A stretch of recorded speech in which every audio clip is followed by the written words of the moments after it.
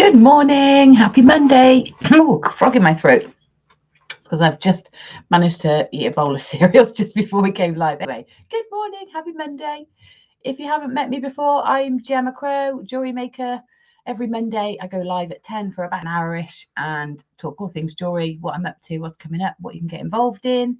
And also we do a mini mystery make. So you'll vote for a box number, and in that box is a jewellery component of some part that I will demonstrate. Good morning, Jane. And then what else? Then you can ask me any questions. You can problem solve some dilemmas, jewelry making dilemmas, that is. Well, I'll have a go at anything, but mainly jewelry making. So that's me. So if you've joined us for the first time, welcome aboard. It's called Crow's Mojo because I'm Gemma Crow and it's all about boosting your mojo and getting you creative for the week ahead. So that's what it's called, Crow's Mojo. Somebody asked me the other day and I was like, oh, okay, I haven't explained that for a while. Okay, so anyway, good morning, all you lovely people. Good morning, Leslie. Good morning, Mary. Good morning, Isabel. Hope you had a lush Mother's Day. Yeah, I did. How about you guys? Did you do anything special with, I don't know, children, grandchildren, nieces, nephews, proteges? I did have a lovely Mother's Day. I'm not seeing my son until next Sunday, but we've got plans for next Sunday. So this Sunday I spent it with my stepmom and my mother-in-law, and also spoke to my mum. But I will be celebrating with my mum next weekend. So Gloucester Mother's Day next weekend. Good morning, Linda. Good morning, Leslie. Puppies? What? Oh yes, fur babies, of course. Fur babies, yeah. I didn't get a card from Willow this year. I was disappointed in her. Yeah, we went out for a nice walk around some lakes. Lovely cafe on the lake. And what else did we do? Oh yeah, we went out for dinner last night. Lovely Sunday lunch style dinner. And it was sort of a joint celebration for all sorts of things because my dad's birthday was a few weeks ago, but he was away. Chris's birthday was on Wednesday, and we didn't go out for dinner Wednesday. I cooked him like his favourite fillet steak, so we didn't go out for dinner. And Mother's Day, so it was like everybody's meal. So it was nice, all in one. It was lovely. It was a really good meal. I had the best treacle sponge I have ever tasted in my life. It was delicious. I don't usually have a dessert, but because I had a very small dinner because I'm being careful, and there was a lot, lots of things I couldn't have, but I seem to be okay with desserts, chocolate, sweet stuff. I seem to be fine with. So I thought, all right, I'm going to have a dessert. So I did, and it was delicious. I'm very glad I did, but I was very, very full up. And this morning, we forgot to put the newspapers out last night. So every Sunday night, every night we have to put the papers we haven't sold out the front in boxes, labelled up and, all denominations done, etc., for the newspaper delivery guys to collect. Those of you who don't know, we've got a shop, a little shop and post office in a village in North Yorkshire. So that's why we put newspapers out. And on a Saturday, we close on Saturday afternoon, so we don't put the papers out because they'd be out in the road all weekend. So we forgot to put them out last night because we had a evening out, and so 4 a.m, Chris 5 a.m, Chris suddenly woke up and remembered that he hadn't put them out, and so he got up to put them out. They'd already been, so the newspaper's right side. So luckily it wasn't raining, but he got them in and then looked at the time. I thought, oh, it's not really worth coming back to bed now. It's 5:30. And so we got up and had coffee and we were out walking the dog at 6:30. We had a good sort of 3-mile walk this morning at 6:30. We were so ahead of ourselves. And then all of a sudden I was late. And I was like, what? Why am I late? And I'm eating breakfast 10 minutes before we go live. It's crazy, isn't it? Do you ever do that? You get that false sense of security when you're early and then all of a sudden you end up being late, even though you've given yourself more time than you possibly need. think that's the problem, isn't it?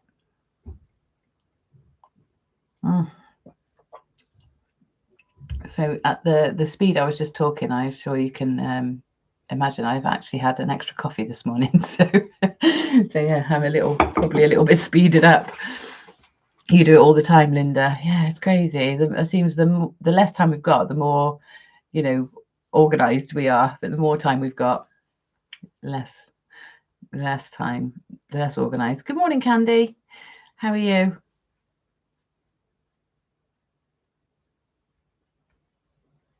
I was just looking. I can't remember what we did last week.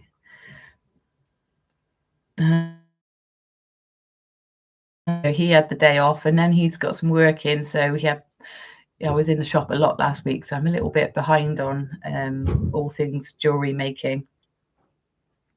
So I haven't actually been online. So let me go in here and just have a look at Mojo and see if anybody posted anything from last week. Usually Mary does, so I'll have a look. Virginia's done a beautiful cab wrap as always. What else is in there? Linda. Linda, that's the penannula we were talking about, isn't it? You haven't put a comment on, so I'm not sure. Oh, somebody commented on it yesterday. Oh, there it is. Oh, it's beautiful, isn't it?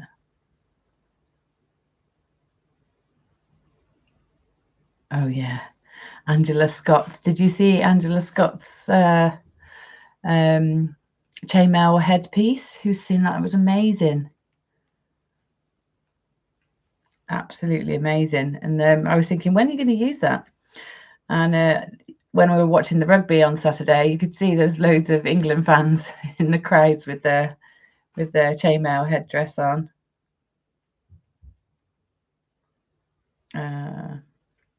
What else? Got some people we need to kick out in Mojo. I'll have to do a bit of Mojo admin. Oh, wow. Sharon Dilden. She says, I made this Sunday, started with the goal of making a pair of earrings, but decided to make it into a pendant. Aluminium with copper and aventurine. Love your Monday Mojo.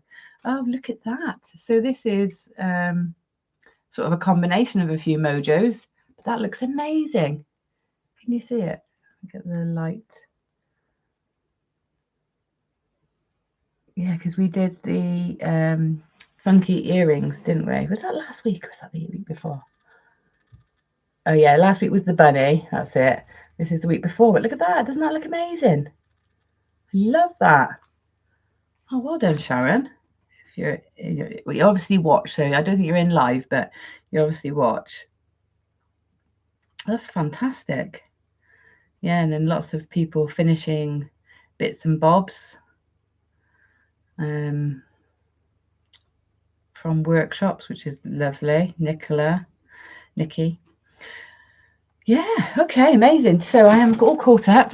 Sorry about that, doing my admin while we're live. Never mind. Mary says, did a Tatriz workshop on Friday afternoon. Palestinian embroidery. Oh, wow. I now have inspiration to make a Christmas table runner with Palestinian motifs. Oh, wow, that sounds amazing. Well, you'll have to put that in Mojo so we can have a look. I don't really think I'm familiar with Palestinian motifs, but it'd be interesting. I probably have, I just don't know them as Palestinian. I've got some lovely books with symbols and motifs that I love. My nephew seems to buy me them all the time because he knows I love symbols. But it'd be really interesting to see. Linda says, I had a go at last week's bunny, but it was last week's bunny. I had a go at last week's bunny. Disaster. I'm not good at wire work. You just haven't found the wire work that suits you yet then, Linda. It's just a practice, isn't it? Just practice.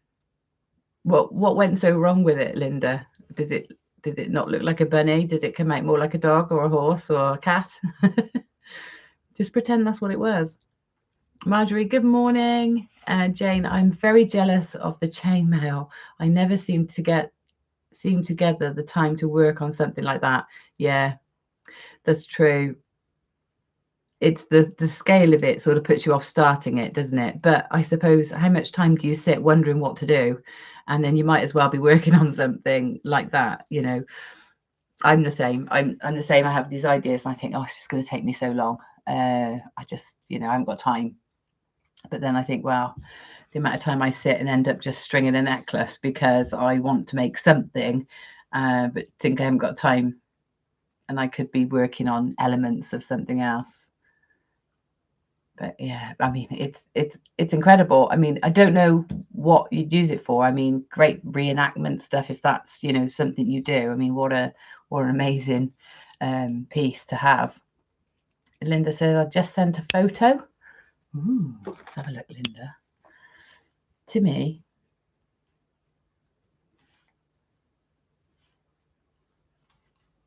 I'm watching you on the big telly. Oh, I hope that's not too scary for you. On the big telly. Well, I've had a busy week, even though I haven't been doing much jewellery. It's been busy, and I have managed to. I've done lots of repairs this week because there are little jobs that I can do in between. So I've done some lovely repairs. I actually really, really love doing them. I really love giving them back to the person that's loved them. They love them enough to have worn them to death, and then they've broken, and they want to wear them again, and it's so nice to give that back to somebody, something precious, and they have it back. But I do get some, you know, I had one the other day. A lady came in. Can you fix this for me? It's a gift my husband bought me. I don't know what it is. She said it's like a heart on some with some purple beads. Like, okay. So she brought it in, velvet pouch, tipped it out, like, oh my goodness me, like the most humongous round amethysts that were just so intense in color. They were beautiful. I don't think it came across in the photo, the reel I did, but they were gorgeous. And then sort of artisan, handmade silver components. And I think, where did she say that they bought it? Might have been Paris. Not Paris, Venice. She said she bought it. I can't remember where. They said they were on holiday. He bought it for her. It was just fabulous, just the most beautiful piece of jewelry, like, and workmanship. So put it back together, and yeah, and she was over the moon with it being fixed. And what's the other one? Had some random beads that please can you make these into some earrings, and then a random earring because I don't mind wearing odd earrings. So I was like, okay. So I made a pair and a half of earrings. So that was really nice. And then I showed you last week, and I asked you whether you thought I should patina it or not. I don't know if you remember. Anyway, I have patinaed it, and they love it. So very, very excited. I'm still waiting on a chain because this is a plated chain, but it was just to show that this is the style of chain we want, that I think it should have. So a sterling silver chain like that, and just look at it. It's been patinaed or oxidized, and I've polished it back. It's very, very shiny now, but I think personally that has really made it. Anyway, they were over the moon with it. So happy customers, and yeah, so I don't want to give it away because I love it. It's lovely, Leslie, isn't it? And I know we were debating whether it should be oxidized, but I think it's really helped lift the design and keep it in keeping with the fact that it's ancient. Yeah, very, very pleased. So that's my favorite project recently. So yeah, just got to put a chain on it now. They want an 18-inch silver snake chain, just like this one, but this one's plated. So we want a sterling silver, really. So very, very happy with that. Was right to patina it? Yeah, I reckon. What I thought was, I've got nothing to lose. If I patina it and it doesn't look right, I can just put it back in a pickle and take it off. So it has a vintage look now. Yeah. Thank you, Barbara. Yeah, it is much better. But yeah, what a lovely piece to work on. And now I've got their scarab to work on, and when talking with the client, the lady, that piece is going to be for her. This piece is for their daughter for a special birthday. She told me about the something jewel. It's a famous Yorkshire jewel, and it will be in my search history. So Midlam jewel. Middleham jewel, and it was a jewel found in York, and it's got a large blue sapphire, and it's engraved with I'll show you it, the Middleham jewel. You see it? Let's try and get the ring light reflection out of it. There you go. So that's it. That's the jewel, and she is absolutely in love with it. She said it's, you know, if she could borrow one piece of jewelry for one day, this would be the piece that she would borrow. So looking at that and taking inspiration from the style, I said, well, do you want me to take inspiration from that style and work the scarab into something like that? So that's the exciting prospect I've got. And I'm thinking I could etch a scene into it, acid etch, and do it on a copper back. I mean, I could do it on a silver sheet because you can acid etch with that. And I'm thinking maybe I could do an intricate design and acid etch it, and she could have something quite similar in style. So that's my next challenge. But yeah, this jewel was found in Yorkshire. It's on display at the Yorkshire Museum. So that's the project brief for that one. Set the scarab in a similar way to that so that it can echo, which is great because it's right up my street. Very challenging, which I like the idea of the challenge. It does look beautiful, doesn't it, Linda? So Middleham jewel, I'll put it on so you can have a look. Middleham jewel. Oh, don't spell jewel like that, Gem. There you go. Yeah, so have a look. You might get a similar inspiration. And just the shape of it as well, and the style of it and how it's set, and yeah, really inspiring. Thanks, Linda. Yeah, it is beautiful. It is beautiful. So yeah, so nice working on these ancient projects. Lovely. And what else? Oh, today I'm working on the project that I will be demonstrating at Charmers Gems on Saturday. I'm very excited to go. I know I'll see some of you. Who will I see there? So next Saturday, I'm going down to Redditch to the Charmers Gems studio and sort of warehouse to do a demonstration and meet and greet, say hello to everybody. So that'll be exciting. That's I think 10 o'clock on Saturday till about 2. So you can get some shopping done and do a little bit of making. I'll be there. Jane, you'll be there, Jane. Candy, you'll be there. Very exciting. I got a very exciting weekend next weekend. So I'm coming down to Redditch for the daytime. Then I'm going straight to my great nephew's 2nd birthday party. Then I'm going out with the girls, my mum and my sister. I'm sure my brother will gate crash if my sister-in-law doesn't come. And yeah, going out with them. It's my sister's birthday next week. So got all the birthdays in March. It's crazy. Yeah, so a night out Saturday and then Sunday for breakfast with my son. And what else? And then perhaps helping my mum with her shed, but even though she said that she doesn't want me to help, but I will probably go and maybe I'll just give some orders out just to go and see my mum, and then I should be coming back to Yorkshire. So lots of driving, but lots of fun, hopefully. not too much drinking on the Saturday night, otherwise I'll be too shattered to come home on Sunday. Marjorie, you're coming too? Oh, that's lovely. I know Isabel, not Isabel that's in here, but Isabel Trottin, she's coming. Can't remember who else. There was quite a few. I was really looking forward to meeting, because some of you I haven't met, which is really exciting. Oh, or met maybe many years ago. So what else have I got to time? Shall we get some votes in so we can start voting on the box number? So I've got 10 boxes, each with a demonstration in. So if you want to, good morning, Sylv.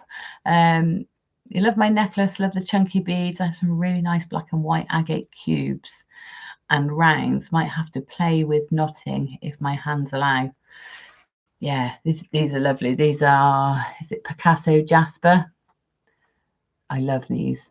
They're so lovely, and they're so versatile because they got like purples, burgundies, blacks, reds, greys. They sort of go with everything. And then because they're big and chunky, I've used wooden beads in amongst them to keep it light. And then I've strung it on. I've, attached it on t-shirt yarn, because then I can lengthen it or shorten it depending on how I want to wear it. And I find this is such an easy, comfortable way, and it doesn't undo. Like, it's, if you put it in a bow like that, it stays where you put it. So some other stringing materials, the knot is either too tight and you can't undo it, or it slips. But yeah, this one, it goes with so many things. I wear it far too often. Considering how much jewelry I've got, I don't rotate it enough, because this one is just like, it's just so lovely. It's just, and because I can adjust the length, I can wear it with more things. So I think that's, if you want to get more wear out of your jewelry, make them adjustable in length, because then you can adjust it to whatever. But it's got this lovely soft pink in it as well. It's beautiful gemstone. It's the sort of one I wish I'd bought like 3 or 4 strands of, because it's yeah, it's just so nice, so nice. I've got some giant ones of these giant saucer ones, and did I put one in a pendant a few weeks ago, and it sold because the markings are so unusual. They look like a painting. They're just gorgeous. Look like an abstract painting. Anyway, thanks. Yes, and do that. It's nice cubes and rounds together, but with big heavy beads like this, I think, try and space them out with a lighter material, either textiles or wood. Wood works really well. I've got a massive box full of wood, and I think I might just do like a wooden bead showcase, jewelry showcase, just to sort of whittle them down, because there's so many. Okay. Oh, Candy, what wire, etc., do we need to bring if we want to make along on Saturday? I tell you what, Candy, I actually don't know yet, because I haven't worked it out what we're doing. I've had so many ideas, and then Marie's like, I don't know, just do anything. And so, of course, I actually don't know. But I actually have on my desk to work with some donuts, because I thought what might be useful is to create a hinged piece. So that you can have like interchangeable donut holders. So I might work on creating a hinge design. So, but it's likely going to be an 0.8 millimeter and a 0.4 millimeter. I think if you go with those two, we won't go too far wrong. So a 0.8 and a 0.4. Go with that. If anything changes, I will put out an announcement. I'll send something to Marie to send out. But I'm sure that's where we're going to go with it. Yeah. So slack, aren't I? It's just, I've just, thought, oh yeah, I'm doing that, and then forgot entirely that I have to actually plan something, because people might need to know what to bring. Right, let's get your votes written down. So what have I got? I've got a number 8 for Jane. I've got a number 6 for Mary. I've got a number 6 for Leslie, and a number 6 for Sylv. Oh, 666. What did you guys get up for Mother's Day? Did you get treats? Did you treat anyone? I'll tell you what, I had a lovely message from my sister's middle boy, my nephew Jack. He sent me just such a lovely message for Mother's Day. I was like, and it's so lovely when it comes from an unexpected source, isn't it lovely? He sent me such a lovely message. And it's nice because we've had our issues, me and Jack, over the years. I was always the auntie that you got sent to if you were being naughty. I always meant well. In fact, that was my nickname. But the kids were scared to death of me. Like, Auntie Gem's got rules and she's strict. And everything's a life lesson. You know what I'm like. I make a life lesson out of everything. Yeah, so, and generally have good routine. You have to. If you're self-employed, you've got to keep yourself motivated, and you've got to have high standards. So poor Jack, yeah, he had a little stint staying with me, and I love him. He's the most wonderful, kind, funny lad, but he did go off his path a little bit, bless him, but he's back on it, and he's doing so well, and it's so lovely to I don't know, I didn't there was a point where I didn't think we'd have that relationship, because I did have to challenge him, but we definitely do have that now, which is lovely. So yeah, and it's nice to hear him say, he understands the boundaries now. You can appreciate them now. He's 26. So yeah, it's lovely. Oh, Linda, you had a lovely bunch of flowers, including a bar of chocolate. Sil went for a pub lunch with family, including Eileen. Oh, nice. That's nice. It's nice to get out and see everybody. My mum, I'm going to tell you because she didn't keep it a secret anyway. But my mum, as you know, has been through many bouts of cancer over the last few years. She just doesn't seem to be free of it for more than 5 minutes before it pops up again. And I think it was the 4th bout more recently, breast cancer. And she had a couple of operations in the end because I didn't get it all first time, and then just had the all clear, and then the other day found another lump, and so pretty much we were all convinced that it's going to be cancer again, and on Saturday she had the all clear. It's not cancer, so she's good. So that was the best Mother's Day news for everybody. So lovely. But yeah, Mum was gloating in family chat yesterday that all 8 of her grandchildren and 1 great grandchild had been to visit, and I said, you're just showing off. That's lovely, isn't it, when all 8 of them, and most of them are all grown up now, so that's nice, got kids of their own, so it's lovely. Testament to you, Mum, and how loved you are that they all wanted to come and see you. Number 6 for Linda. I'm usually there in the background just watching but not signed in. So if you're there, Mum, love you. Happy Mother's Day. I'll tell you what else I went down to. I got a bit of cereal in my tooth, sorry. I went to the fabric shop when Jane comes to stay, which is Chris's mum. I usually take her down to a place called Junk and Jewels, and they got a big fabric shop and haberdashery there. And I love textiles. I don't do much sewing, but I just love textiles. And Jane loves sewing and loves textiles, so we have a lovely day out there.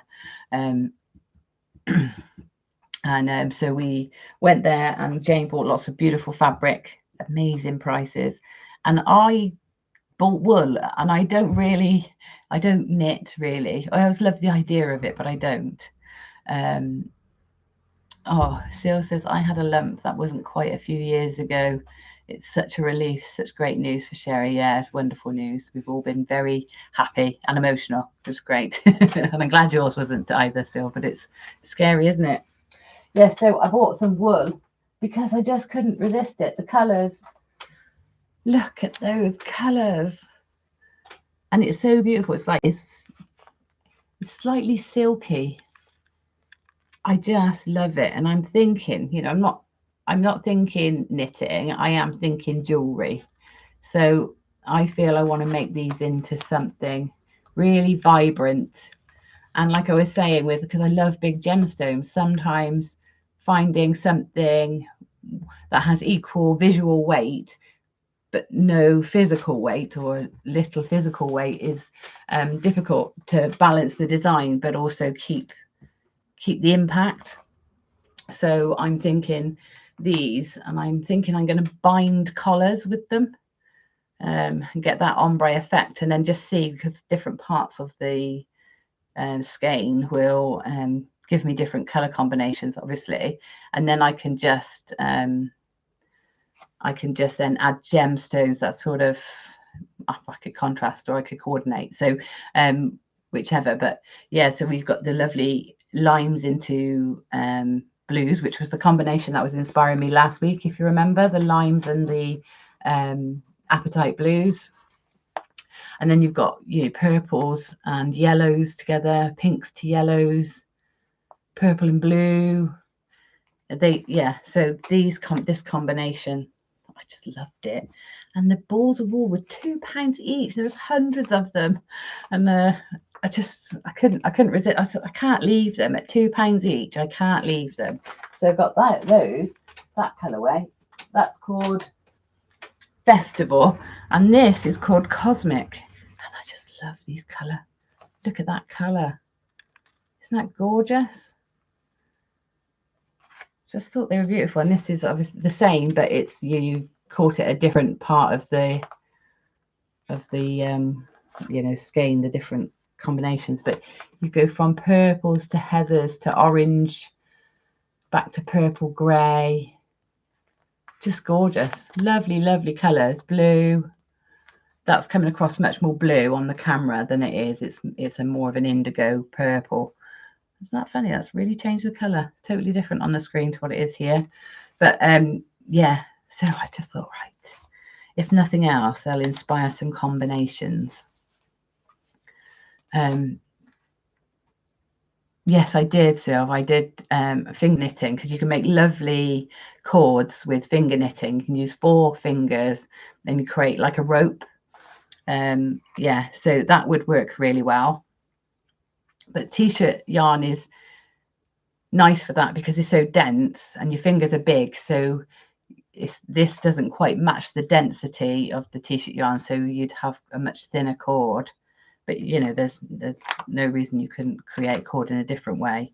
But I just love, do you know the African inspired collars are just like ropes, but they're wrapped with silks, and I think this could look really nice wrapped around, because you get that lovely ombre of the color going through, and you could really work with that. So I'm thinking I might wrap some rope. I also have some collars left from old JM days, you know, metal collars that I was going to put leather on, but I might just do something with textiles. Triple it up, yeah, and even just twisting, you know, making a rope out of it. Do you remember how you do that? You just twist it, double it up, twist it back, and it stays like a rope. And that's a really nice, and it would be so nice and soft as well on somebody's neck. So probably not the best time of year, really. It's more winter jewelry, isn't it? But you know, it could work well. So I got it. It's not going anywhere. I'm going to sit in my massive hoard of stuff and then one day I'll get round to doing it. So anyway, that's my little bargain this weekend. Yeah, I've got loads of t-shirt material. In fact, I dug it out the other day because I thought I'll make some nice t-shirt pieces, because I love my t-shirt yarn pieces. I wear it a lot, and I use it a lot just for backing, you know, for things. So should get back to textiles and leathers. I do miss working on bigger things. It's just having the time and doing what's commercial. You sort of get into a pattern of what sells and, you know, what looks good on a stall. And the other thing is displaying large jewelry is really difficult, isn't it? Because I can't have massive busts around everywhere to display things on. So often you make a big piece and then having somewhere to display it or even photograph it can be really difficult unless it's on a model. But then, you know, just can't have models sitting around all the time.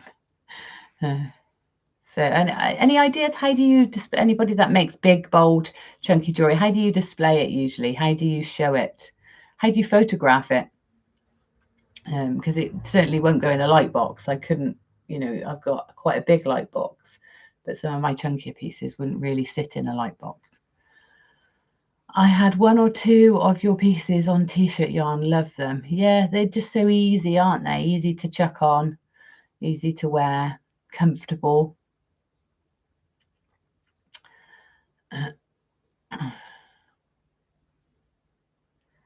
Right, any more votes? Anyway, let's get some more votes in. And then I should probably get cracking on creating a demo for Saturday. Oh, the other thing is the workshop for the Bumblebee is on Saturday next week. So not this Saturday, but the next. Online workshop for a Saturday is the Bumblebee. I've got hair in my mouth. It's the Bumblebee workshop. So you'll get the template to create him, and then we'll go through together on the day how to make him. He's on the 28th of March from 9:30 till 1 p.m. So Saturday morning workshop. And there's spaces on there. This one I've used amber and black spinel. You can use any combinations of reds and blacks. And you can see all the bumblebees. It's the right time of year, isn't it? Because all the bumblebees are out now, aren't they? Well, you're seeing the odd few bimbling around, looking for spaces to burrow and things like that. Come into Bumblebee, just wait until CC change day. CC change day. Oh, okay. I think I know what you mean. Credit card change day. Is that the one? So, like, for the next balance, whatever. It'd be lovely to see you there still whenever you book it. It's not going anywhere. It's on the website. I don't think we'll sell out. So, yes, I was right. Okay. Right. Any more votes? Any more votes? Roll up, roll up.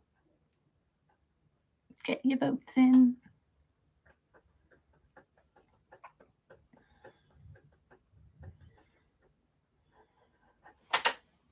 Get my box ready.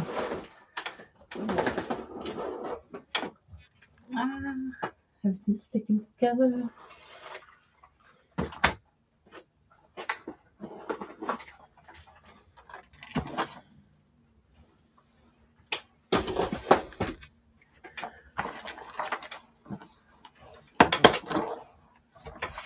Not everybody's voted. I've only had 5 votes, and there's definitely more of you than 5 in.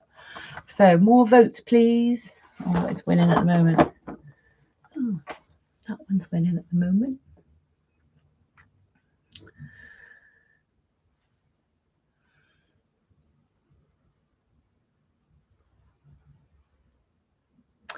Am I not going to get any more votes?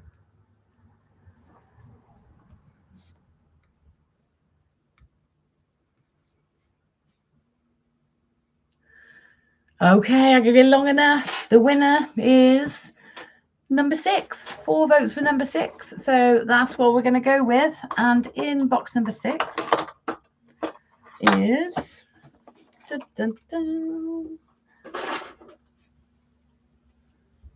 Cabochon set.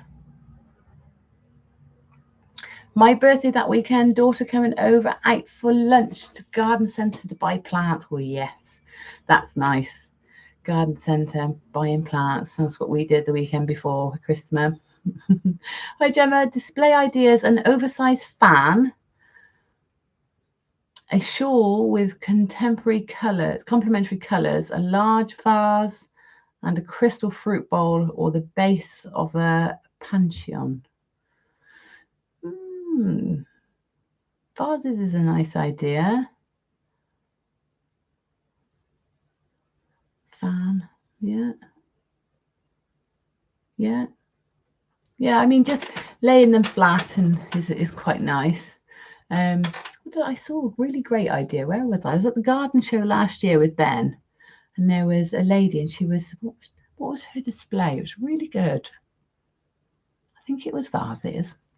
I think it might have been vases. But then it's storing them somewhere, isn't it? It's keeping them somewhere. That's the thing. It's having something that can pack away flat,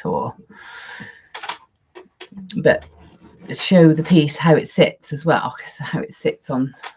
Anyway, it's difficult.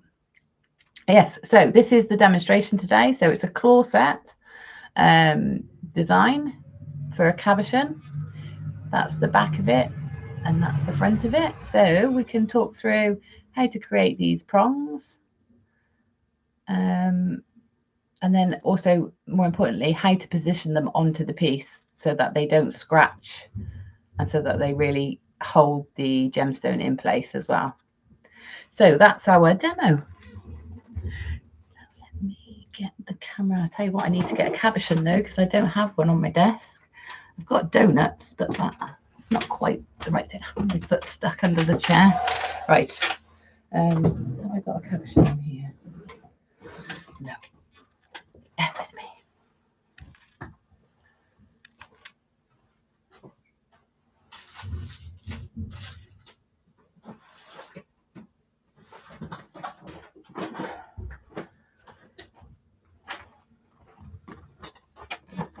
Look at this. All my cabochons organised into boxes. It's very heavy. Very, very heavy. You've got so many cabs, I'm going to give it a go. Yeah, it's a nice, easy cab set. Right, let me find one. I've got another example of it here as well. There's another example. It's the same gemstone, same setting, slightly different gemstone. So this cab set works nicely with ovals, but it works really nice with pear shapes as well, rounds. Not so good with rectangles, etc., because it's difficult to fan the prongs out evenly, but it works well for ovals and pear shapes. So we'll go with that. Let me I'll tell you what I'm going to do. Should I do a pear shape just so you can see the difference? Got a lapis there. I'll just see if I've got a different gemstone. I'll just go with an agate because my agates.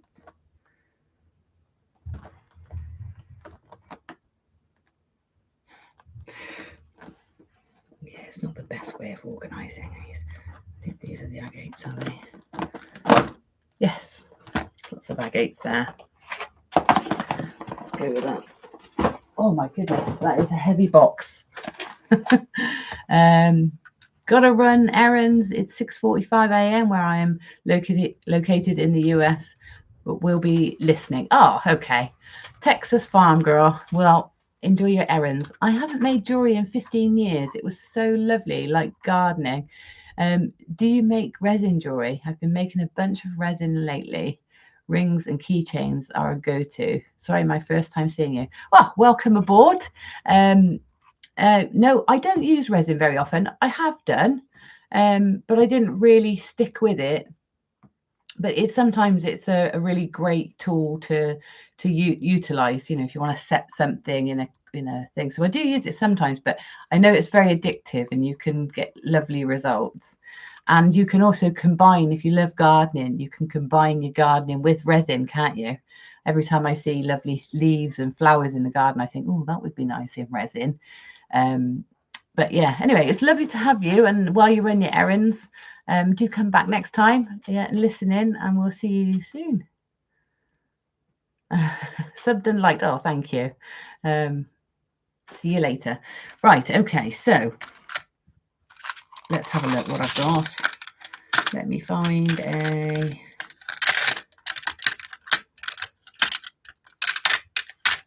And this is... I'll use this one. It's hopefully it won't be too distracting for you, because I started to engrave it. This is one that I'd started to engrave. So I don't know if you remember, but I did a series of engraving patterns onto gemstones with a Dremel. So this one's got, it's marked out, and this was part of a demo. I engraved one section of it, but I haven't engraved the rest. But I'll use that one for the demo. So we'll go with a pear shape. And we'll use a 1mm wire, just so we've got really nice strong prongs. If you would going down a size, so this is a 40mm. This is a, yeah, 40-ish, 45 top to bottom, and about 30 wide. And I would say 1mm for strength is probably the best idea with this one. But if you were going smaller, you could probably go down to a 0.8, or some of you I know use in between sizes like a 0.9, and that's fine too. I'm going to work in copper because that's what I've got most of over here. See if I can find some pieces the right size in my scrap pile. So, right, let's have a look.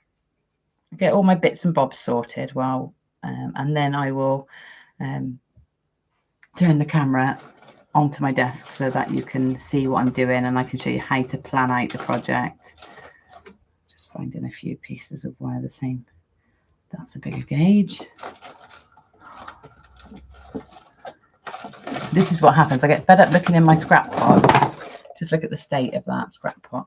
I get fed up looking in here, and then I just go and cut more wire, and I really have got to be more patient and look for the pieces, because this project is a sort of ideal project for using up small lengths of wire, because you don't need loads. That's another 1mm. That's a 1mm.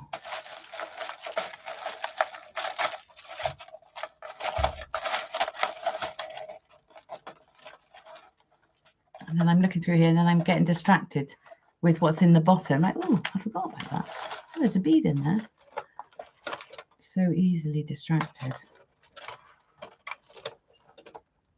What gauge is that? No, no, no. Right, that will do. And then I'm going to take there's a load of 0.4 tangled up in here as well, so I use that. So we will use a 0.4mm wire and a 1mm wire. So we use a 0.4 to bind everything together, and we use the 1mm for the structure and the bail as well, because or the pendant hanger then, not quite a bail. Right then.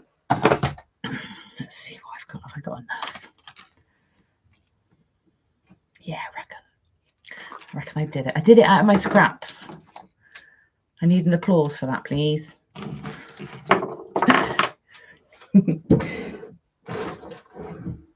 Okay, let's get this down here. I'm going to get my notebook out so that I can do some diagrams, so I can talk you through what you do and why, and then it makes sense, doesn't it?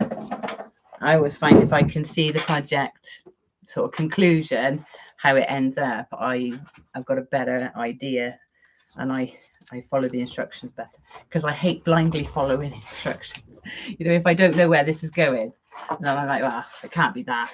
You ever do that with flat packs? You try and follow it, you know, step by step, but I can't. I have to see the end so that I know that. Otherwise, I never trust the process. Isn't that bad?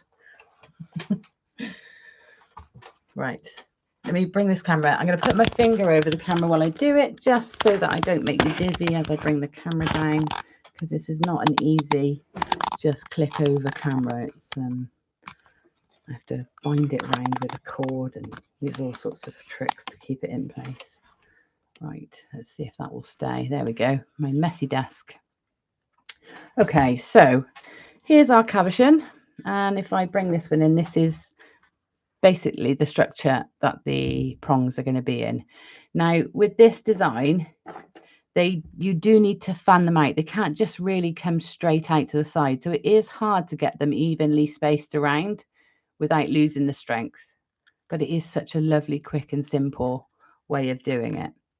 So what you can do is you can draw around your cabochon, and then that will help you with measuring and cutting your wires to the right size. Okay, and then you can decide whether you want, like for this one, you might want to hang it from this end or you hang it from this end, and it's up to you which way this technique will work for both. I think it will work better up this way in terms of holding the gem, but it will work the other way. So this is where I want my bail, so I want it probably about like that big. Okay, so what we're going to do is we're going to use one piece of 1mm wire to make the bail and the two prongs that are going to come down the bottom.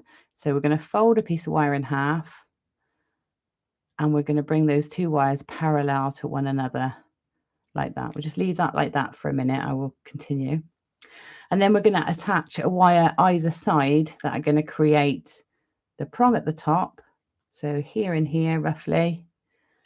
Can you see that? I'll just exaggerate that a bit. So we're going to create prongs here and here.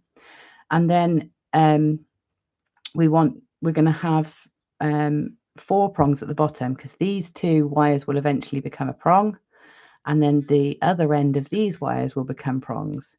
So this will come in like that and like that.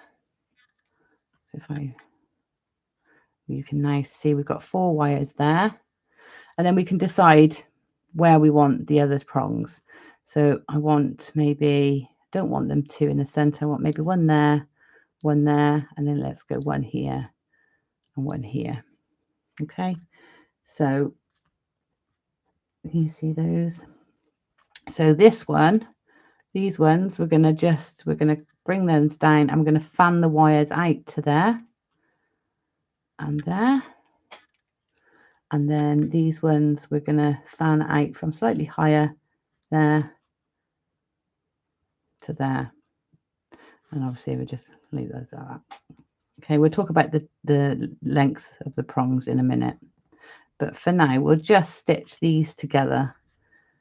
Okay, so from here you can cut your wires to length if you like. You can use this as a template to cut your wires.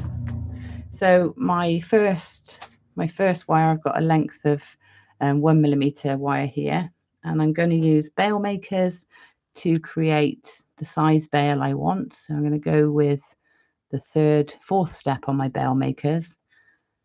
Find this is a scrap piece of wire, so I'm just going to find a nice even piece here. Bring those wires together. So I brought them round the pliers, and then I'm just pinching them in with my thumb really to create that round shape. You can be more precise with that if you like, and more angled with it, but I'm happy with that being a soft undulation into the parallel wires. I'm happy with that, but it's up to you. We want to make sure that these are nice and flat and parallel. Now this is a scrap piece of wire, so before I get started, I might just take this to the block and hammer out any bumpy bits, or use some nylon pliers to sort of squeeze round and get these straightened off a bit. So whatever you feel happy with. Our aim is to get these nice and parallel and sitting together. Okay, so I've got that there. So that would be that one, and you can see I want those to kink out from there. So I'm going to take my chain nose pliers, and I'm just going to turn, so put them down onto the wire and turn them out, and just put them at the sort of roughly the right angle for those prongs. Okay, now I probably wouldn't cut them until the end because I don't need to, but if you find that they get in your way or they annoy you, just cut them off, leaving yourself about, you know, 1.5 centimeters, 2 centimeters, so that you've got plenty to work with for your prongs. Okay, so that's that bit done. And then I'm going to take another piece of 1mm wire, and that's going to be plenty long enough, so I can sort of offer that up, bend that one to the right sort of angle, a bit less than that. You can use your fingers or you can use your pliers.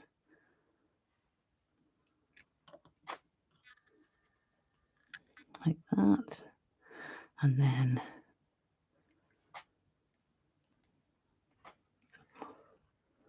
so just use that as a rough guide. Probably make that a bit smaller.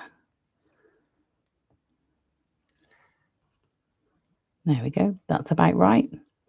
Remember, we can do little adjustments after, so don't worry too much. And then to do the other one, what I would probably do to do the other one is just use this one as a template rather than using that one, because this one we then know they're going to be exactly the same. So line up the 2 wires with each other. Pop your pliers in where that first bend is and bend it like that. I'm going to adjust that camera in a second, guys, so it doesn't so that the focus doesn't keep disappearing, and then bend that one into the same sort of angle, and then you should have two the same.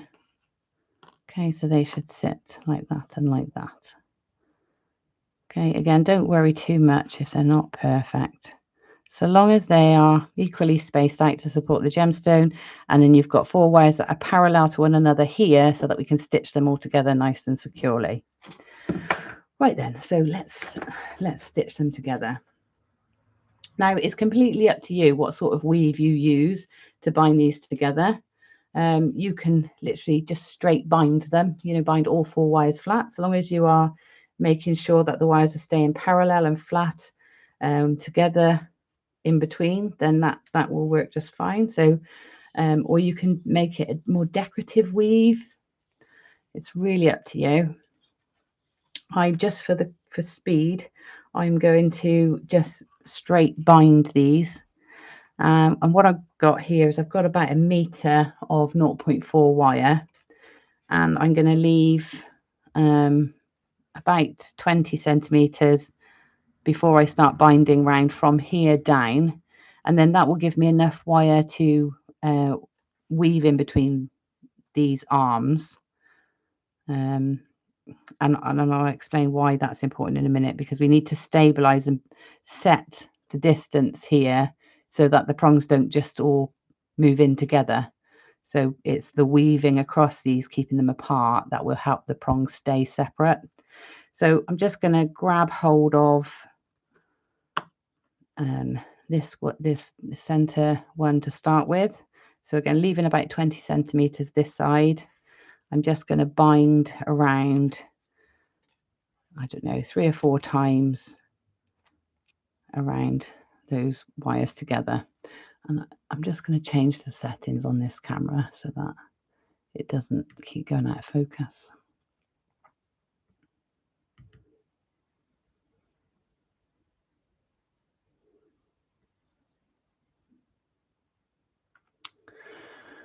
Camera controls.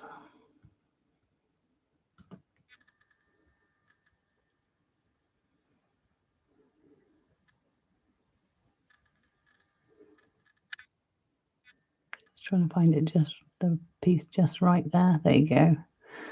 Let's apply that. Okay. So you see I've bound around 4 times there. I think this is about the right point for the focus. And then I'm just going to bring in my 2 sides. So I put that there, help stabilize it, and then wrap the wire around those to keep them in place. So just position them and then wrap around all 4 wires. Now I'm holding them really firmly between my fingers to keep them parallel and flat, And what I'll do is once I've got a few wraps in, I'll then take my nylon pliers and I will pinch across them like that to really make sure that that is sitting nice and flat. Because remember, one, it's got to hold them in place really securely, so it's got to be tight, and two, it's got to be flat so that it sits flat on the back of your gemstone or your cabochon. So yeah, don't try and rush this part. Get this part really neat, and it will look great, and it will be secure, and it will help your piece sit well on the wearer. Okay, so we're going to bind all the way down to where those prongs start splaying. So do this regularly. Come in, pinch the wires in, and then come round and round and round.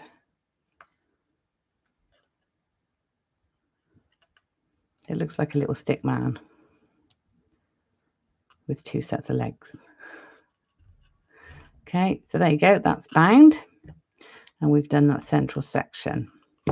Okay, so now the reason we have got them split like this, I'm going to pop that up a little bit.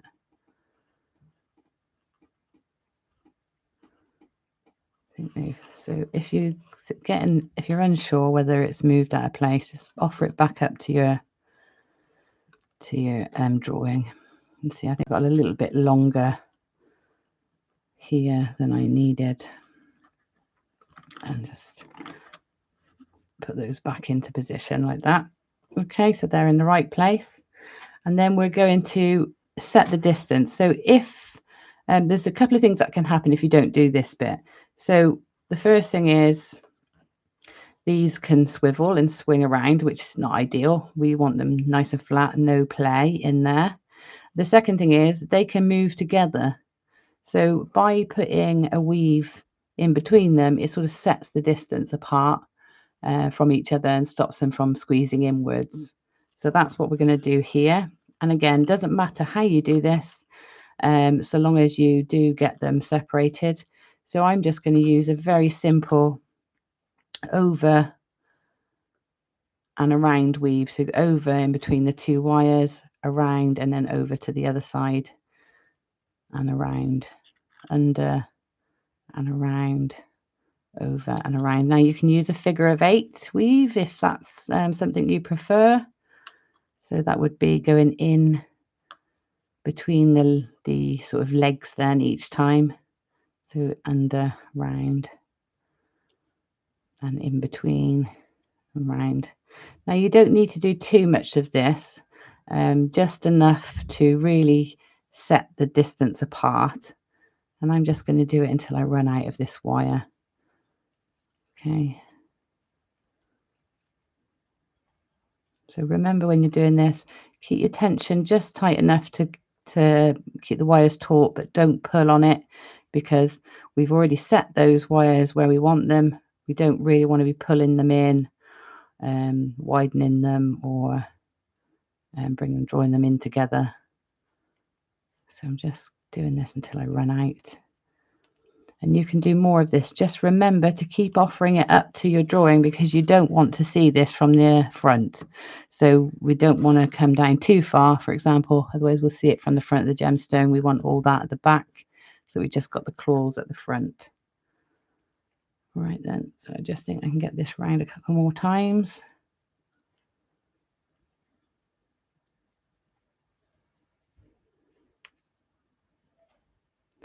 Last one.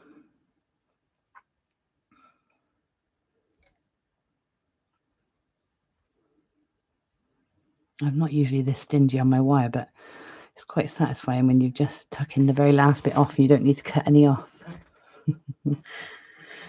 Okay, so that's those. They're set and woven, and we do the same now at the top.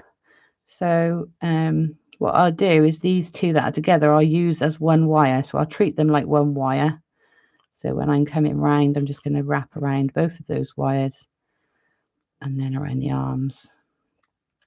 So yeah, it's like the neck and the arms here, isn't it?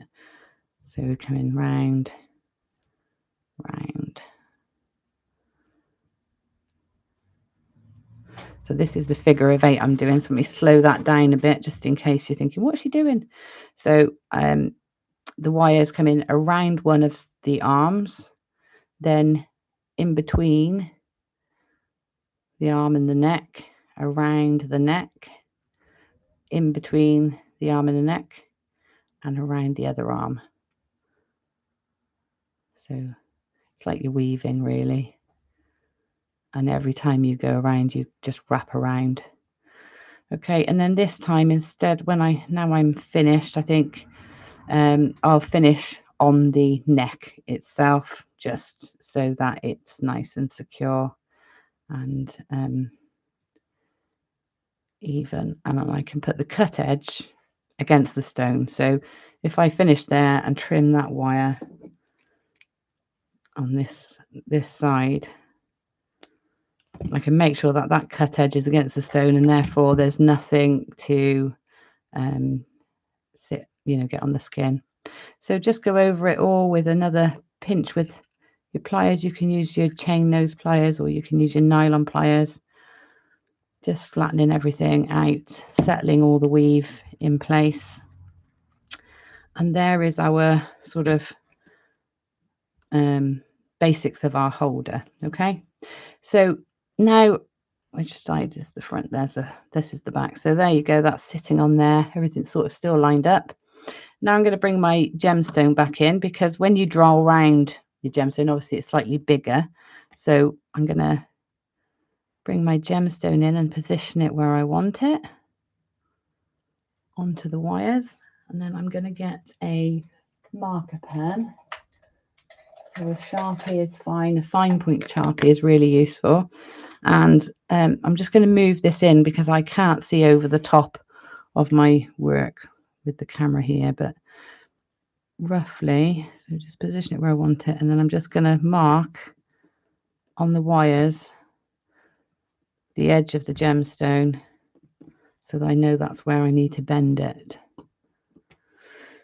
Okay, now with this design you don't necessarily have to cut your prongs until they're folded, but if you wanted to say you want to ball the ends, you want to use a torch to ball the ends then and flatten them out, or make the ends more decorative, then you'll need to know how long to make them. So to help you decide that, you want to know the depth of your gemstone, okay, and sort of how far it is. So also there's two things to consider. Where's my pen gone? Let's use this one. So this is a profile of your gemstone. So this gemstone is sort of quite shallow, and the piece is quite, shallow taper then, or shallow bevel over the gemstone. So my prongs could be quite short because, that's fine. So I could cut them like that and they would fold over and sit just there. So they could be really quite short because this is quite a shallow gemstone and the angle is quite slight. If you had a gemstone with straight edges, then your prong needs to be at least that long plus a few millimeters so that you can fold it over the edge. So you probably want to be folding it about there. So that's that. And the same goes if you've got a really deep curve, if it's really deep, your prongs have got to go up to where it starts narrowing. They would not hold it if they were just there, and unless it was a full bezel, or a bezel strip that went all the way around, that'd be fine. But with prongs, you'll need them to come up to really where it starts narrowing, especially if you're using very few prongs. So if you're only using 4, then you would have to have them a bit longer just to really claw set them in, but you need to come up to where it starts to narrow. Okay, so if we sort of take this, if we look at that as the sides, that's the top. You want your prongs to be coming in about sort of level with where that cross would be. Does that make sense? I hope that makes sense. Your prongs need to come up to where it starts narrowing.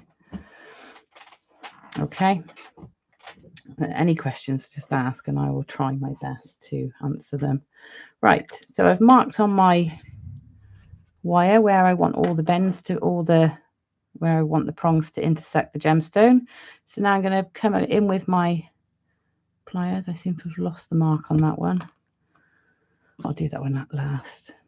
So I'm going to come in, I'm going to pop my chain nose or flat nose pliers just on the other side of where the mark is, okay? So on the outside of the mark, because when I hold that, so literally I want to be touching the mark I've made, but I want to be slightly on me to the right of it, so that when I bend it, the bend is on the line. Okay, if I went on it and then bent it, the bend would be the other side of the line. So I'm just going to come slightly off to the left of it, right of it, and then push against my finger and turn my pliers so that the wire is bending against the sides of the plier to give you a nice sharp corner like that. Okay, so come onto this one as well.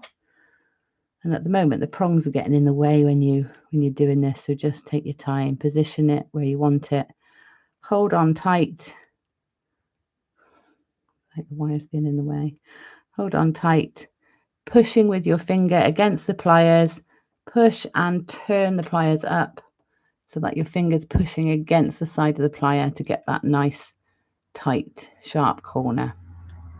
Okay, and the same with this one. So that in mind, don't do it with the tip of your pliers because you're likely to get a bit more of a U-shape. Go in and hold it quite deep into the jaws of your pliers so you've got a nice flat surface to push against.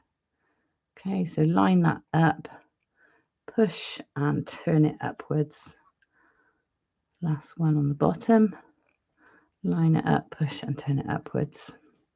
And then we'll do these ones.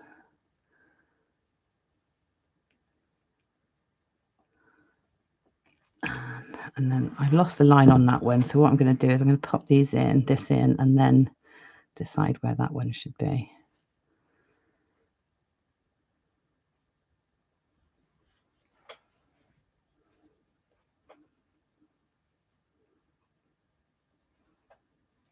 I'm pushing that in.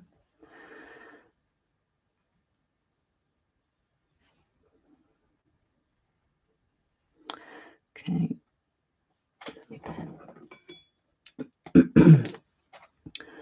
Little mark on there. And then pliers. And bend it upwards. Okay, so now we've got this cage. It looks like a dead ant or a dead spider, doesn't it, at the moment? So we're just going to slot that gemstone in place. And we can see that that is sitting nicely. At this point, if you can see any gapes or bits that are sort of a bit too far out or not hugging it very well, then you can make those adjustments there. But for now, what I'm going to do is I'm going to just start pushing them gently over the stone. So what I might do is just shorten these a bit because otherwise they're going to get in the way. So just take some of those off. And then when you're pushing your prongs, remember to go from opposite sides. So I'll do the tops and bottoms first. So if I just, because this is only like the first fit, so I just push these over the stone like that, and then these two I will then pop those in after. So we're trying to push opposite. If I push these just like that, it will push them up because the stone will try and squeeze up, especially in agate, which is really slippy. So make sure you're doing the opposites as you push them over, and then you know they're going to stay where you want them. Okay, so we've got our prongs sort of going across now. And then you can see at this point exactly how long you need them to be. So what I'm going to do is I'm going to trim them all down to just slightly longer than I want them. And I'll explain why in a minute. So I'm just going to trim mine to about here for now. So just a bit longer than I want the eventual prongs to be. I'm going to try and make sure I do this so they're all the same.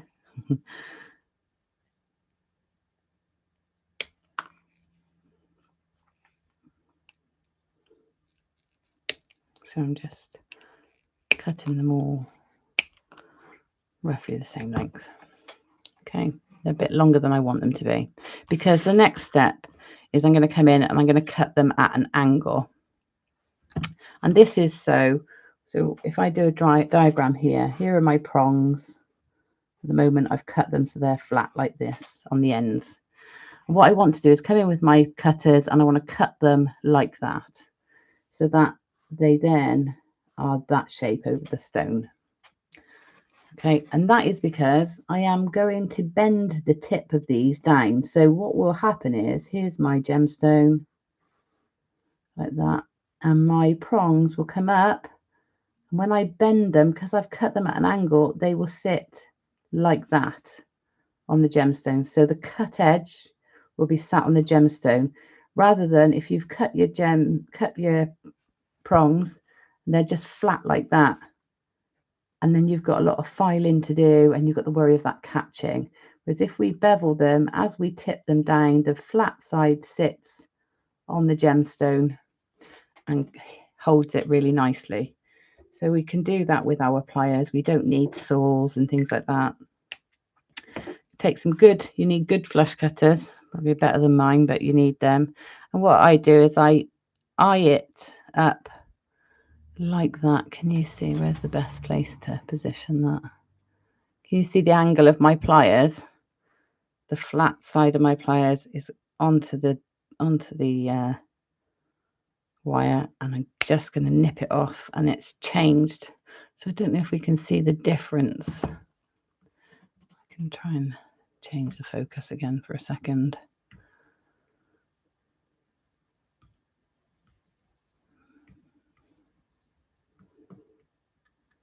Can you see the difference there? That flat cut there, and then the angled one that I've just done. So if you watch this one now, so that's the flat one. I'm going to take my pliers, my cutters into it. Oh, hold on, let me line it up where I can see and then put it back, so that the cut is at an angle. So when I cut it, I've now got that angle. It's quite sharp, but that will sit against the stone. Okay, so I'll do all the others and then I'll bring them up like that.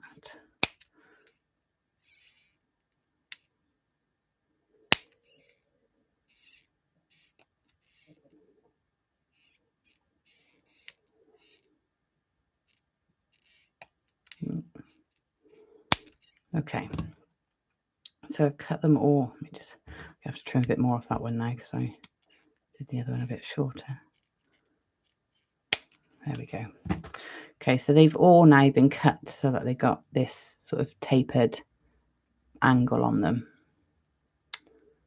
Okay, so now what I'm going to do is I'm going to get my chain nose pliers. So this is the job for your chain nose pliers. And you want the narrow tip of your chain nose pliers. And can you see the prongs are sort of sitting upwards and out from the gem? So instead of pushing them over the gem now, we're just going to grab a hold. So you're going to tuck your pliers underneath the prong. Let's see if I can get it in a point where you can. So it's really dark today, isn't it? I wonder if I can get a bit more light on it there. Why is it so dark today?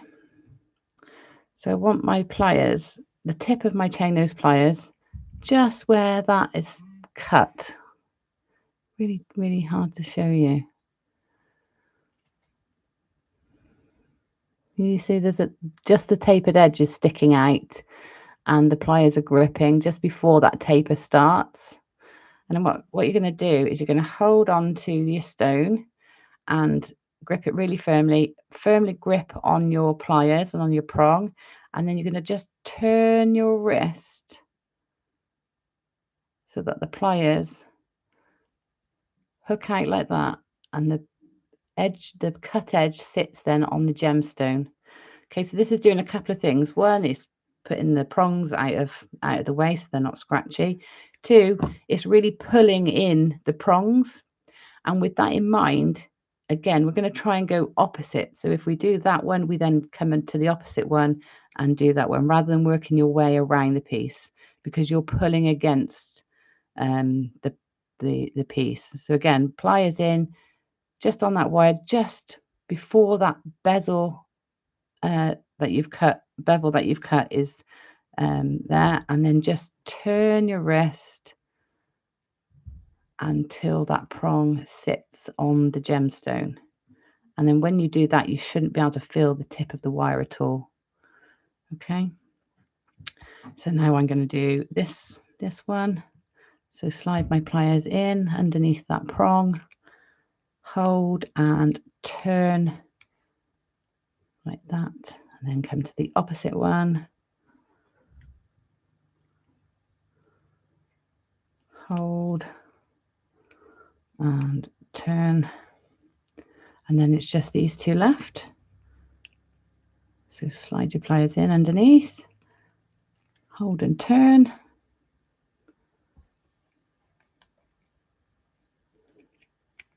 And I think this is probably one of the easiest ways to set a cabochon.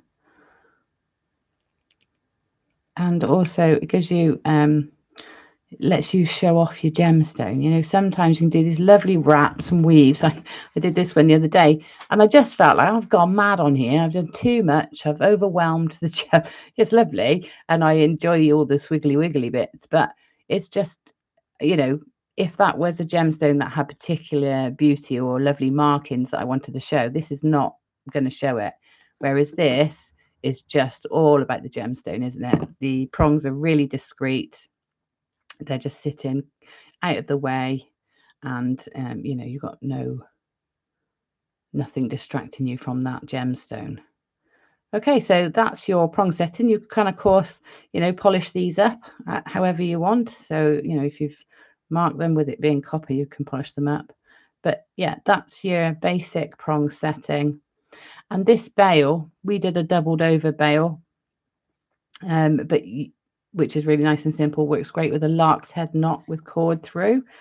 But equally, you could, you know, do a woven bail. So you just have these two as two long wires, weave them, and then fold them round to create a nice woven bail.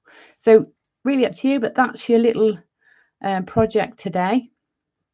And I hope that's useful, and I hope you you kind of get inspired to use up some of those cabochons that are in your stash, and maybe get some more from me when I start selling them for choppers. There you go. So that's your project today. Hope that was useful. How do you make those look like resin if they aren't resin? They are gorgeous. What's that? What do I make what look like resin? I'm not sure. But I generally use gemstones. Texas Farm Girl, just generally gemstones, but you know, you can use lovely resin effects to make gemstone effects, but no, this is all gemstones here. Okay, right, any questions before I come back off of this notepad, because sometimes it's useful to have the pad to talk through what I'm saying, just in case it wasn't clear with where I was holding the wire. So with my chain nose pliers, so I was holding it here, so just before that bezel, so you're holding it here.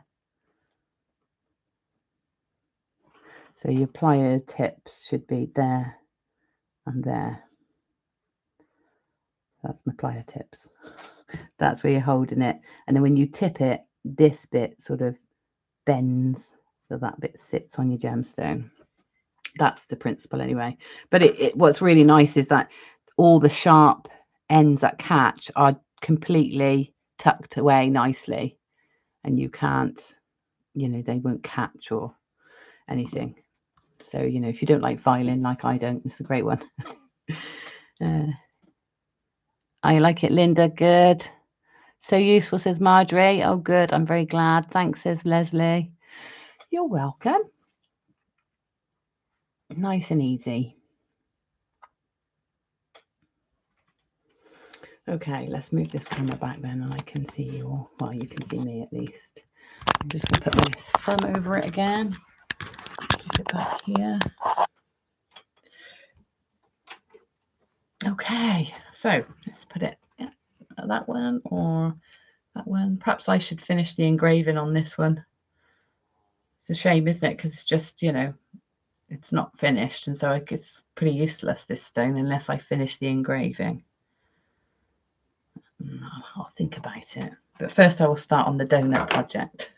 So that got something to do with you all next week at Chalmers. Right. Okay, well, I'm going to let you go then and enjoy the rest of the week. I hope it warms up because it's very cold here, but it's set to be a nice week. So I hope it's nice wherever you are. And I hope you're inspired to have a go at setting some cabochons, and make sure you show me what you've done. And that's it. That's it from me this week. If you're in the area, North Yorkshire, and you fancy doing a workshop with me on Wednesday morning, I've got one at Bishop Wilton. It's gizmoing, making bangles and earrings. So yeah, it's using the gizmo tool, which always gets new people excited. So I can't wait for that one. But yeah, if you're in the area, then you're welcome to join in. Come along, and I will see. But other than that, I'll see you all next Monday. Have a lovely rest of the week, a lovely weekend, and be creative and share what you do in Mojo. Bye, everybody.